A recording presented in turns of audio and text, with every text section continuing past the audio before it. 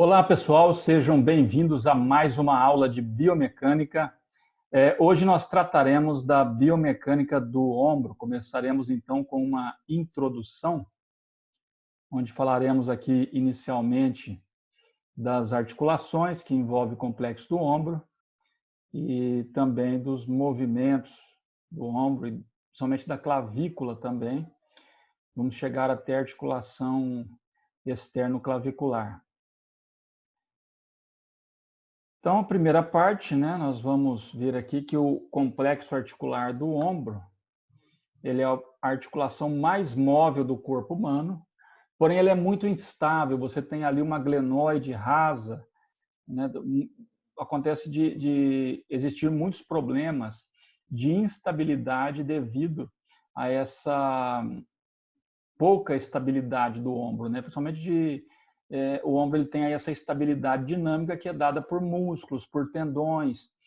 Então, durante a movimentação, requer a exigência motora de vários grupos musculares, de um trabalho conjunto para que ocorra a realização adequada desses movimentos.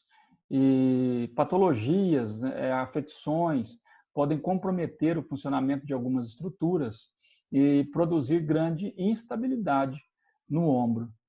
Inclusive, o ombro é uma articulação muito fácil de ser luxada, por isso também, Ele tem aí 3 graus de liberdade. Nós temos aí no plano sagital o movimento de flexão e extensão. A flexão com 180 graus e a extensão de 45 a 50 graus de movimento. E no plano frontal nós temos a abdução com 180 graus. Durante a abdução do ombro, você tem aí a rotação automática do membro superior, conhecido como paradoxo de Kodyma. Então, dentro ali da articulação, nós temos os movimentos artrocinemáticos. Então, ao mesmo tempo que o ombro está abduzindo, você vai ter ali pequenas rotações que vão orientando esse movimento. Então, o paradoxo de Kodyma, ele tem a ver com essa movimentação do ombro, dependendo da posição em que você sai. Por exemplo, na abdução, você sai com o polegar apontando para frente, estando a mão ao lado do corpo. Então, você faz a abdução, traz para frente numa flexão, e quando você termina, o polegar está apontando para trás. E o mesmo pode ser feito invertendo o movimento. O polegar está apontando para trás, quando você termina o movimento, ele está apontando ali para frente. Então, há essas rotações para poder acontecer o movimento do ombro. E a adução é associada à flexão ou extensão. Nós temos a adução, que é a volta da abdução, mas dá para você colocar o seu ombro à frente do tronco, ou atrás, e conseguir aí mais 30, 45 graus de movimento, de adução. No plano transverso, nós temos a flexão horizontal, que atinge 140 graus a partir de uma abdução de 90 graus. Então, você tem essa flexão horizontal. Você tem também a extensão horizontal a partir da abdução do ombro a 90 graus. Você consegue estender lá para trás de 30 a 40 graus. Nós temos a rotação voluntária lateral, que é nada mais do que a rotação externa que você faz voluntariamente, que atinge aproximadamente 80 graus, e a rotação interna, ou rotação voluntária medial, que atinge um pouco mais de movimento, de 100 a 110 graus. E nós temos a combinação de movimentos nos 3 planos que vão permitir que o ombro faça a circundução. Então, aqui nós temos o complexo articular do ombro, a articulação glenomeral, que é uma articulação anatômica. Então, são articulações onde você tem um osso unido a outro osso, separados por uma articulação sinovial. Então, ela forma uma articulação funcional, como a glenomeral. Nós temos ainda como articulação anatômica a acrômio clavicular. Então, a articulação feita entre o acrômio da escápula e entre a clavícula, um osso da escápula unindo a outro osso, que é a clavícula, através da articulação acrômio clavicular. Então, uma articulação anatômica também. E a articulação externo-clavicular, que é a articulação em que a clavícula se articula com o osso externo, formando também uma articulação anatômica. E ela une, então, o complexo do ombro com o esqueleto axial, com o esqueleto relacionado aqui à coluna vertebral, né, ao tórax e ao crânio, o esqueleto axial. E as articulações funcionais, né? Nós temos articulações aqui que são consideradas funcionais. Nós temos, por exemplo, a subacromial ou suprahumeral. Então, você tem aqui um espaço subacromial, onde passam aqui a cápsula e tendões. Então, forma uma articulação funcional chamada de subacromial. Você vê que não tem contatos ósseos aqui, apenas uma região onde passa estruturas e permitem a movimentação da cabeça do húmero, né? Outra articulação funcional é a escápulo-torácica. Você tem a escápula, né? E você, então, tem a parte muscular na frente da escápula, os planos musculares, e depois você tem o gradil costal. Então, você não tem uma articulação ali sinovial, né? Ela faz um deslizamento sobre essa região. Então, é considerado uma articulação funcional e não anatômica. Ela não tem as características de uma articulação anatômica.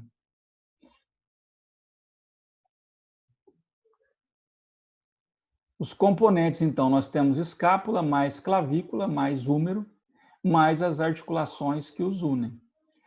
Então, a articulação glenohumeral é anatômica, a articulação subacromial, suprahumeral, tanto faz, é funcional, a articulação escápulo-torácica é funcional, a articulação acrômio-clavicular é anatômica e a articulação externo-clavicular é anatômica, que une o complexo do ombro com o esqueleto axial. Então, aqui dá para ver a união do acrômio com a clavícula, né? Nós vamos ver depois os movimentos da clavícula. Então, essas articulações permitem as movimentações do complexo articular do ombro. E a escápula, né, que tem uma participação muito importante nos movimentos do membro superior. Então, a articulação acrômio-clavicular e a articulação externo-clavicular, clavícula e osso externo. Funcionalmente, durante os movimentos da extremidade superior, a escápula vai deslizar livremente sobre o tórax. Então, a articulação escápulo-torácica ela realiza movimentos de deslizamento sobre o tórax quando você está movimentando o membro superior. Então, sempre que você movimenta o braço, né, você vai ter ali movimentos ocorrendo também na escápula. Então, quando você vai fazer a abdução, por exemplo, né, a cada 2 graus de movimento de abdução, você tem um realizado ali na escápula. Nos movimentos de flexão e abdução do ombro, então, flexão e abdução, a cabeça do húmero desliza embaixo do acrômio. É necessário ter o deslizamento. Então, daí nós temos a articulação suprahumeral ou subacromial, né, que faz esse movimento aqui de deslizamento, permitindo a cabeça do húmero deslizar sobre o acrômio.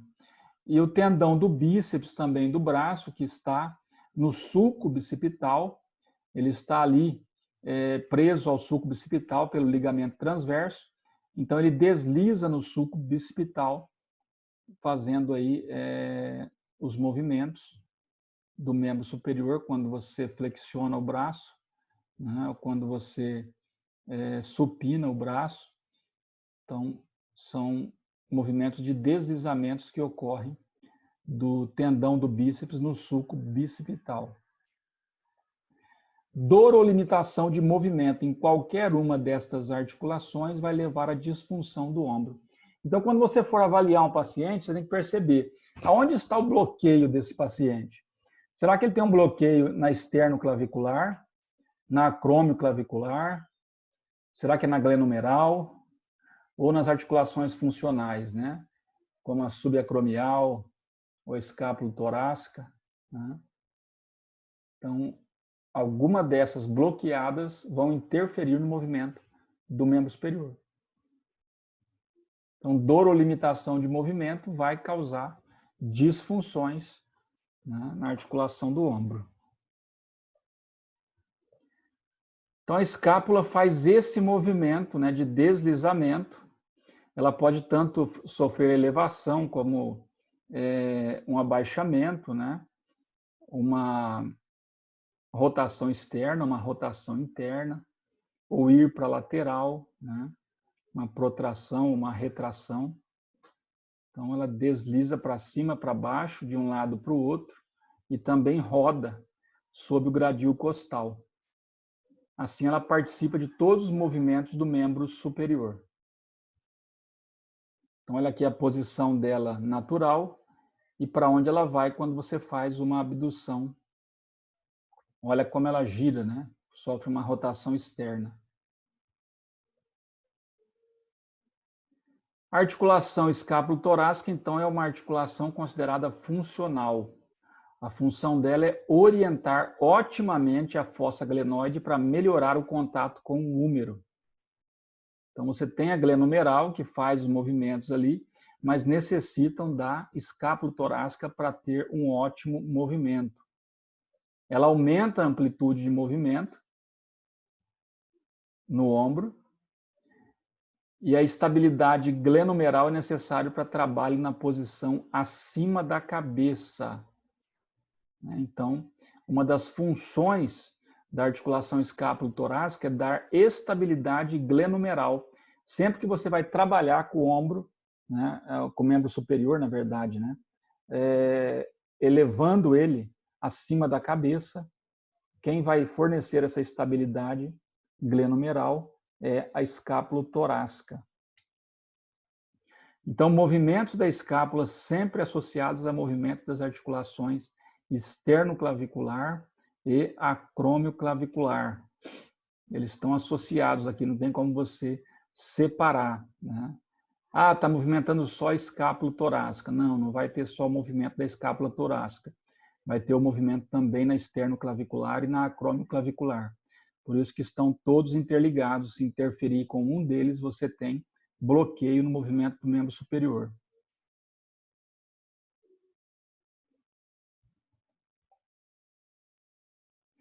O que confere estabilidade, então, à articulação escápulo-torácica, né, que é uma articulação funcional. Primeiro, nós temos a pressão atmosférica. A pressão atmosférica você pode considerar até insignificante, né, de certo ponto, mas ela é importante, porque aqui na superfície do planeta Terra, você tem essa pressão que é formada pelos gases, né, principalmente pelo oxigênio. Então, nós estamos mergulhados numa atmosfera gasosa e ela exerce pressão sobre o nosso corpo. Então, é um fator de estabilidade. Agora, um astronauta, por exemplo, ele não tem essa estabilidade dada pela pressão atmosférica. Um astronauta que está em órbita, por exemplo, ele perde essa estabilidade da pressão atmosférica. Ela não tem atmosfera, então há um decréscimo, né, da estabilidade. É pequeno, né? É pequeno, mas tem um decréscimo de estabilidade. Então, a pressão atmosférica fornece estabilidade, mais os músculos serrátil anterior e o subescapular. São dois músculos que estão na região anterior da escápula, entre a escápula e o gradil costal. O gradil costal são as costelas ali, né? Região do tórax. Então, movimentos da escápula. Nós temos aqui movimentos lineares. Então, os lineares, a escápula sobe e a escápula desce. Ela faz uma elevação, né, de 60 graus. Quem participa, crômioclavicular, fazendo o movimento superior, né? Então, ocorre aqui uma elevação com um ângulo de 60 graus na crômioclavicular. E a escápula vai para cima no movimento superior. Há também o que? A depressão ou abaixamento, também um movimento linear. Essa depressão, abaixamento, cria um ângulo de 5 a 10 graus, né, bem pequeno, na articulação acromioclavicular. Então, o movimento de elevação ele é maior do que o movimento de depressão ou de abaixamento.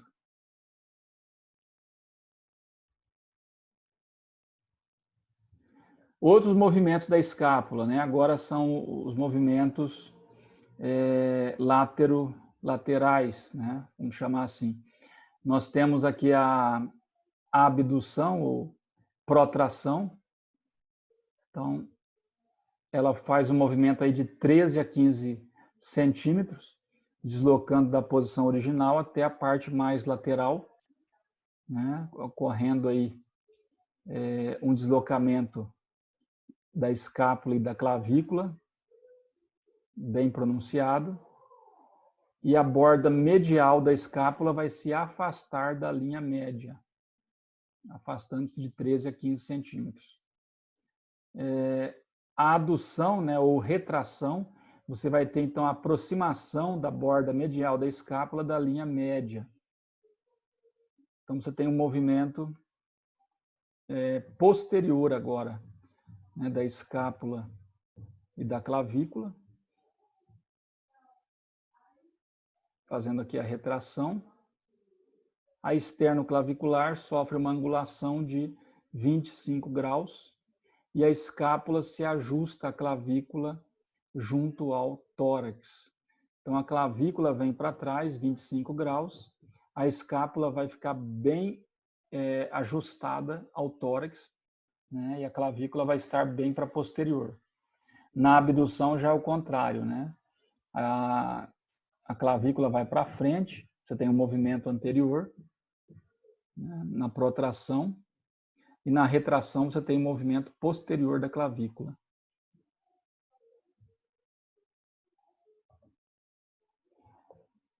Então, aqui os movimentos, né, da escápula sobre o tórax, né, sobre o gradil costal, o gradil das costelas.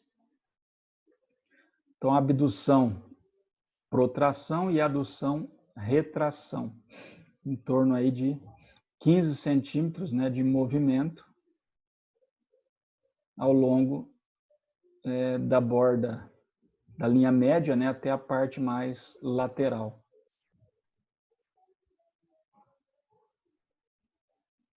Movimentos da escápula continuando rotação superior ou externa, ou ainda para cima, né? Ela tem aqui uma movimentação de 60 graus, onde ocorre um deslizamento lateral. O ângulo da escápula vai para fora. Ele vai para fora e ela vai para frente. Então, deslizamento lateral e anterior da escápula. Atinge a amplitude máxima durante a flexão máxima de ombro. Quando você faz uma flexão máxima de ombro, né, você tem, então, essa amplitude máxima, o máximo de deslizamento lateral e anterior da escápula. E você tem também aqui a rotação inferior ou interna, né, ou ainda para baixo, né? Então, rotação interna. A escápula vem para dentro. Então, ela volta 60 graus. Né? É o movimento que você consegue quando você tenta colocar a mão na parte inferior das costas, tentando tocar a escápula contra a lateral lá nas costas. Né? Coloca a mão tentando tocar a escápula contra a lateral. Esse é o movimento. Quando você faz aqui uma rotação interna com adução, então você produz esse movimento aqui de rotação interna da escápula.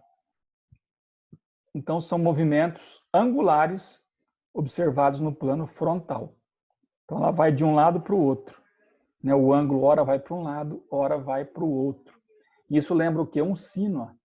Então, ela movimenta como se fosse um sino aqui, um pêndulo, né? Então, ora o ângulo vem para dentro, na rotação interna, ora ele vai para fora, na rotação externa. E a angulação que ela descreve é de 60 graus. Nós temos ainda elevação associada à rotação lateral. Então, quando ela roda externamente, ela sobe, ela vai para frente. Sobe e vai para frente. E a depressão, né? Quando ela roda internamente, ela desce, vai para baixo. Né? Então, desce e vai para posterior.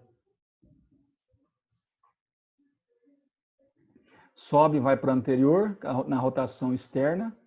Desce e vai para posterior, na rotação interna.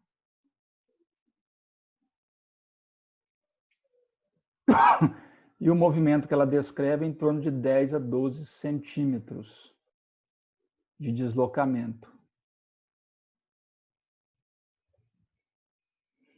Então, aqui os movimentos, né? Você tem movimentos em que a escápula pode subir e inclinar anteriormente, durante uma rotação externa, né? Com elevação. E você pode ter também movimentos apenas lineares, né? Como se fosse só elevação e o abaixamento da escápula. Quando você eleva os ombros e abaixa os ombros, ali tem a ação do trapézio, né? Então, ela pode descrever um movimento linear ou pode também, além de rodar externamente, ela vir, né, para anterior. Então, você tem uma movimentação grande da escápula que permite ao membro superior descrever, né, várias posições e alcançar, né, também muitas amplitudes.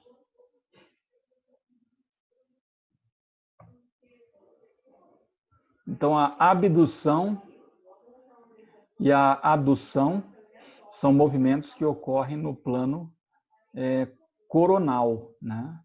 Nós temos aqui uma descrição de movimentos no plano coronal. Elas ocorrem em torno de um eixo sagital.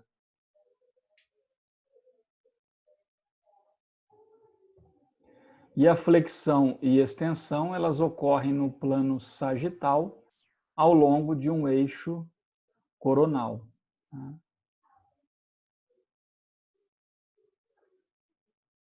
Aqui uma visão axial, né, dos músculos em torno do ombro. Então, você tem aqui uma parte de deltoide, né, que dá o formato arredondado no ombro. Aqui a cabeça do húmero, essa parte branca central. E aqui a musculatura posterior e a musculatura anterior. Então, uma visão superior axial, né, do ombro. Superior ou axial. Existem casos em que o músculo serrátil anterior pode estar fraco, pode estar com alguma paralisia, e isso pode produzir uma escápula alada. O que é a escápula alada? É um aspecto de asa ferida, fica ali a escápula com aspecto de uma asinha, né? Então, a pessoa não consegue manter a escápula próxima ao tórax, e isso altera também o ritmo escápulo-humeral. Né? Você tem uma alteração do ritmo escápulo-humeral. Tem que ser bem avaliado, você pode encontrar, talvez, discinese ou discinesias escapulares, que são alterações no ritmo de movimento da escápula. Então, você percebe na movimentação dinâmica, né, se há algum exagero na movimentação, né, alguma proeminência da escápula que torne esse movimento assimétrico quando você compara ali uma escápula com a outra, né? São todos distúrbios aí que têm que ser avaliados. Mas é importante analisar esse ritmo escápulo humeral, né, entre a escápula e o húmero, para ver se está ok. E aí identificar, né, se essa escápula está elevada do tórax, né, não está junto ao tórax, é bem provável que tenha um problema aí no músculo serrátil. Então, esse aqui, a pessoa encosta numa parede, empurra a parede, e você percebe, então, que a escápula ficou saliente. Esse aqui é o sinal da escápula alada, indicando aí uma fraqueza do músculo serrátil anterior. Por que fica isso aqui mesmo? Porque o músculo serrátil, ele deve ancorar a escápula no gradil costal. Ele funciona como uma âncora, ele puxa o ângulo inferior da escápula em direção ao tórax. Então, se ele está fraco ou paralisado, ele não consegue manter a escápula junto do tórax. Então, isso faz com que a escápula se eleve, criando esta condição. E na fisioterapia, você vai precisar estabilizar a escápula e fortalecer essa musculatura para poder voltar, né, ao normal e corrigir os distúrbios que estejam sendo causados aí por esse problema, né? Que às vezes não é só estético. Às vezes a pessoa tem dores no ombro, né, crepitações, bloqueios, a pessoa se incomoda. Então, quando é sintomático, ela vai procurar o tratamento. Às vezes a pessoa tem uma fraqueza e ainda não manifestou sintomas, né, ela nem percebe que tem o problema. Durante uma avaliação fisioterapêutica que vai ser identificada aí a presença da escápula alada. Articulação externo-clavicular, formada aqui pelo osso externo e pela clavícula. Então, nós temos as superfícies articulares delas com uma fibrocartilagem. Aqui tem um disco, né? Então, tem um disco articular, assim como o disco que está presente na articulação temporomandibular. Então, na externo-clavicular também tem um disco para melhorar a união entre a clavícula e o externo.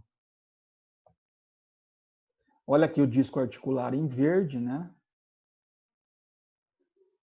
Então, você tem como função desse disco articular aumentar a congruência articular. Ele aumenta, né, a união, né, articular, a estabilidade articular, junto com os ligamentos, né? Ele permite uma boa movimentação e, ao mesmo tempo, que os ligamentos aqui fornecem a estabilidade. Que ligamentos? O costo clavicular, entre a clavícula e a costela. Aqui tem a cápsula articular também, que envolve a articulação externo-clavicular. O ligamento externo-clavicular, que vai do externo até a clavícula. E o ligamento interclavicular, que vai de uma clavícula a outra, né? Está entre as clavículas. E assim formam a articulação externo-clavicular. Estabilidade é mantida por quê, então? Cápsula articular, ligamento externo-clavicular anterior e posterior, tem o que dá estabilidade anterior e o que dá estabilidade posterior. O costo clavicular, entre a costela e a clavícula, o ligamento interclavicular, né, que está ali entre as duas clavículas, logo acima do externo, e o disco fibrocartilaginoso, que além de dar estabilidade, melhora a congruência articular. A função dos ligamentos é suportar o peso das extremidades superiores. Então, eles suportam o peso, né, limitam os movimentos também claviculares e previnem a luxação da articulação, previne a perda de contato ósseo entre um osso ali da clavícula e entre o externo. Então, você tem como função, né, dos ligamentos essas três aqui: suportar peso, limitar movimentos e prevenir luxação. Então, a articulação externo-clavicular ela é classificada como diartrose, né, do tipo sinovial, né, selar, né, em forma de uma sela, ó, parece a sela de um cavalo, né? Então, ela é importante na flexão e na abdução do ombro. Inclusive, quando há traumas, né, a pessoa leva o membro superior para apoiar, então a descarga de peso, a descarga axial de peso no membro superior é toda transferida para a clavícula e termina na articulação externo-clavicular. Como ela é bem reforçada, acaba fraturando quem? A clavícula, né? Então você tem muitos relatos de pessoas que caíram, colocaram o braço para se apoiar e acabaram fraturando a clavícula. Porque a descarga de peso ela vem toda ali para a clavícula e termina na externo-clavicular.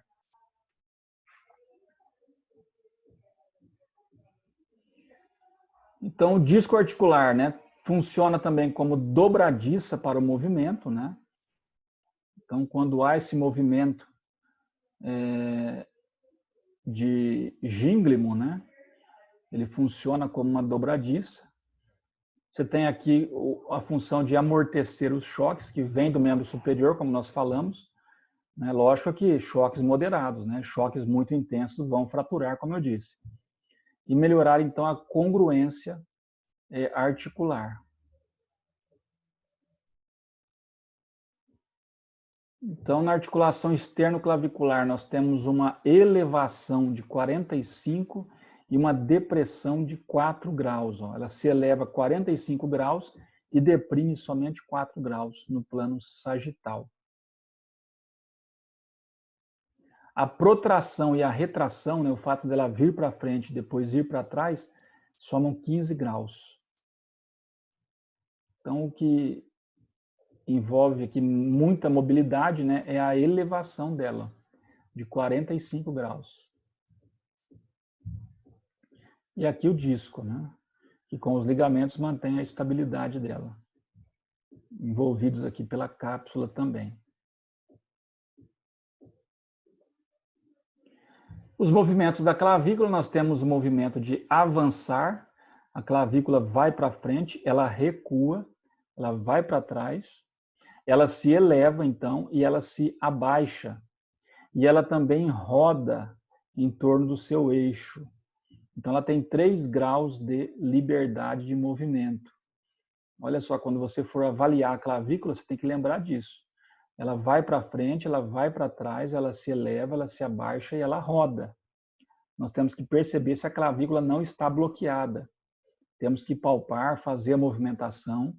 Né? Numa avaliação, você vai ter que ter a capacidade de lembrar da biomecânica, né, desses movimentos aqui, e avaliar bem o paciente.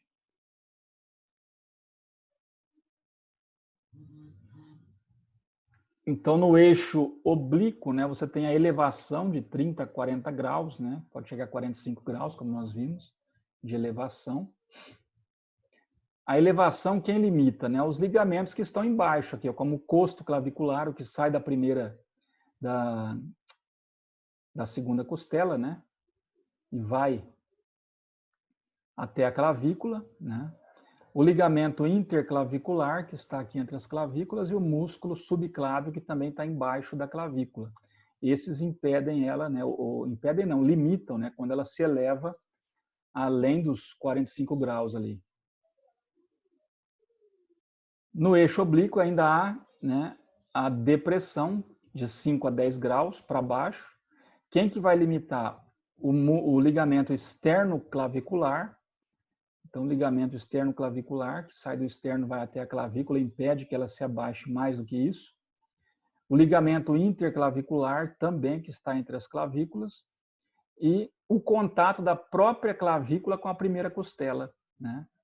Então, nós temos o contato, você tem a primeira costela passando aqui perto da clavícula, então ela vai ter um choque com a primeira costela e ela não consegue se abaixar mais por causa desse contato ósseo.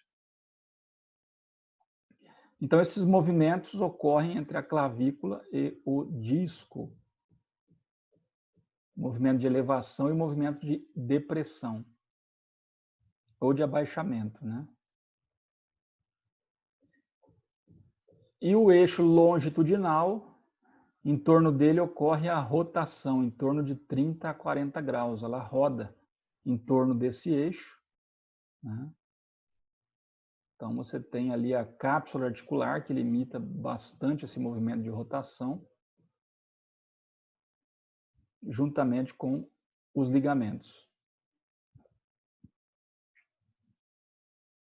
No eixo vertical, nós temos aqui a anteropulsão ou anteposição, ou protração da clavícula ainda, né? Chamado. Enfim, a clavícula vai para frente. Ela vai para frente 15 graus, né? E é limitada pelo ligamento costoclavicular e pelo esternoclavicular posterior. A retropulsão, né, ou retroposição, ou ainda retração, enfim, a clavícula vai para trás 15 graus, né, e é limitada pelo ligamento esternoclavicular anterior. E o movimento ocorre entre o disco e o externo, nesse movimento aqui de protração e retração.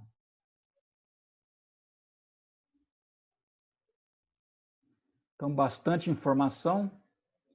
Vamos terminar aqui a primeira parte. Na próxima aula, nós vamos para a segunda parte de biomecânica do ombro. São muitos detalhes, né? Estudem bastante. Biomecânica, ela envolve muitos movimentos, muitos ligamentos, eixos, planos. Então, a biomecânica é isso. Você entender o que acontece, né? Como que os segmentos se movimentam, o que é necessário para se movimentar, para evitar patologias, e assim você tem uma noção boa para avaliar o seu paciente lá na frente. Nós vamos seguir depois com outras articulações também do ombro, e até chegar nos músculos, né, para a gente ver os movimentos também, quem causa esses movimentos. E lógico que todo o problema causado nessas estruturas vão causar distúrbios no membro superior, né, nos movimentos do braço, aí, do ombro, no complexo da cintura escapular. Ok, pessoal? Até a próxima aula e bons estudos. Tem uma atividade para vocês também, com algumas perguntas sobre essa aula. Tudo de bom para vocês.